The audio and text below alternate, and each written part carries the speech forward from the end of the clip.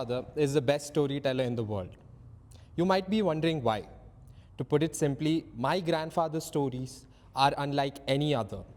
You would never find them in any book or hear the same tale from anyone else. You see, my grandfather has a special gift. Every time my childhood self would incessantly nag him to tell a story, he would draw a story as if out of thin air and start his tale. My grandfather's tales aren't grand. There are no kings or palaces, no sword wielding knights or nefarious rakshasas. Didn't I tell you, you'd never find his tales in any book? All the stories he would tell us would take us through vast foliages and the creatures around us. The old lady's hut in the damp woods, the farmer's fields with coconut groves and ripe mango trees, the buffaloes bathing by the river, the fishermen out by the sea. My grandfather simply didn't narrate his stories either. It was a whole experience. The monkeys and foxes and mongooses come into the tale only when we're all out to collect the firewood. The crows and quails and bats when we're plucking mangoes and cashew fruits by the yard. The egrets and buffaloes when we walk across the paddy fields. And, well, yeah, you get the idea.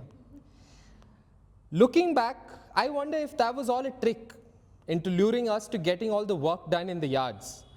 By the time the story ends, we'd have all the firewood stacked, the coconut skinned or the copra laid out in the sun, the dry leaves raked, the trees watered, the cashew nuts plucked out of the fruits, the jackfruits peeled, the green peppers and chilies harvested, maybe much more.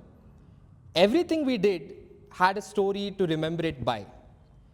But as time passed by, I spent lesser time with my grandfather. I moved out with my parents to the cement jungles, where there are no trees to climb or ponds to bathe in. But it wasn't just me that was deprived of the treasures I once had in abundance.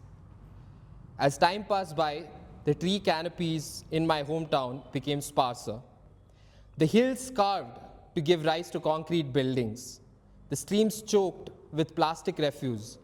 The cawing of the crows and the cooing of the quails and the buzzing of the bees became much fainter. The fruits fewer in number and the vegetable plants withered away. As time passed by, my grandfather too became frailer and weaker. My grandfather, who knew everything about everything, no longer recognized the world in the monstrous form that it was shaping into. My grandfather's stories started dwindling and disappearing, just like the trees and the rivers and the birds that lived inside his tales. It took me so long to realize my grandfather didn't just make up his stories from the air. He simply borrowed them from the ground beneath us all and all that lied upon it.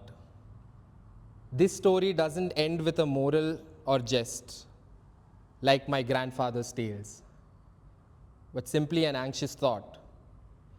What stories will I tell my grandchildren? What memories would I create for them? Thank you.